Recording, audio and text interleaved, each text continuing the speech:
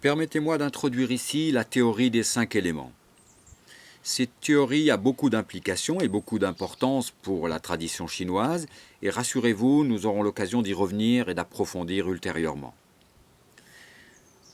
Alors les Chinois ont observé que dans la nature, il y avait différents éléments, et que ces éléments avaient des interactions et fonctionnaient les uns par rapport aux autres. La terre, le métal, le bois, l'eau, le feu, ils se sont d'abord rendus compte qu'il y avait un cycle d'engendrement et que naturellement, le bois nourrit le feu nourrit la terre nourrit le métal nourrit l'eau et que l'eau nourrit le bois. Mais ils se sont également rendus compte qu'il y avait un cycle d'inhibition, que le bois absorbe la terre. On a tous vu les racines d'une plante absorber complètement la terre de son pot, que la terre absorbe l'eau, que l'eau éteint le feu fait fondre le métal et que le métal coupe le bois.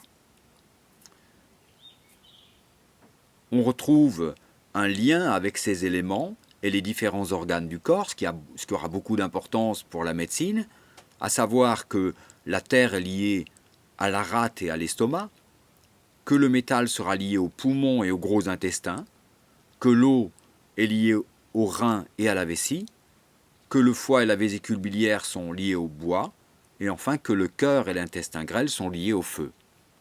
Alors n'oubliez pas que ces fameux cycles que nous venons de citer, le cycle d'inhibition, le cycle d'engendrement, s'appliquent également à ces organes, d'où l'intérêt pour un acupuncteur. On retrouve une correspondance, et il y a beaucoup de correspondances, mais on ne va pas aller trop loin aujourd'hui.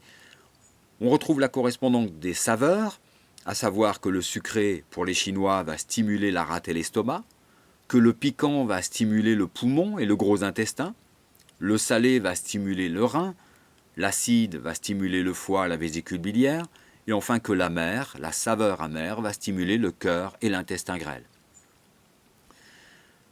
Il y a maintenant, et la dernière correspondance, c'est celle des saisons, énorme, à savoir que pour les Chinois, il y a une 5e saison, c'est la saison de la rate et de l'estomac, qui sera liée à la terre, que le poumon sera l'empereur pendant l'automne, que le rein sera l'empereur en hiver, le foie sera l'empereur au printemps, et que l'été sera la saison du cœur.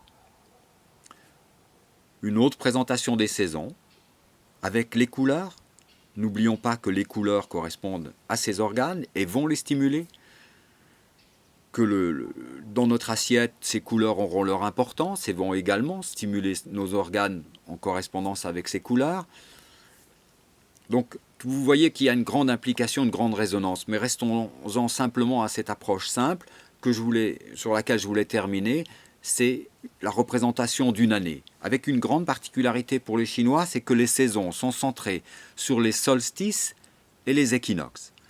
Et ainsi, on retrouve le printemps centré sur le 21 mars. On peut dire que le foie atteint son maximum d'énergie le 21 mars.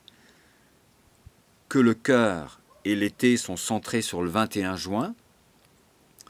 L'automne, avec le poumon, c'est la saison centrée sur le 21 septembre. Que le rein et l'hiver sont centrés sur le 21 décembre. Et qu'il y a cette 5e saison qui vient proposer des intersaisons entre chaque saison principale.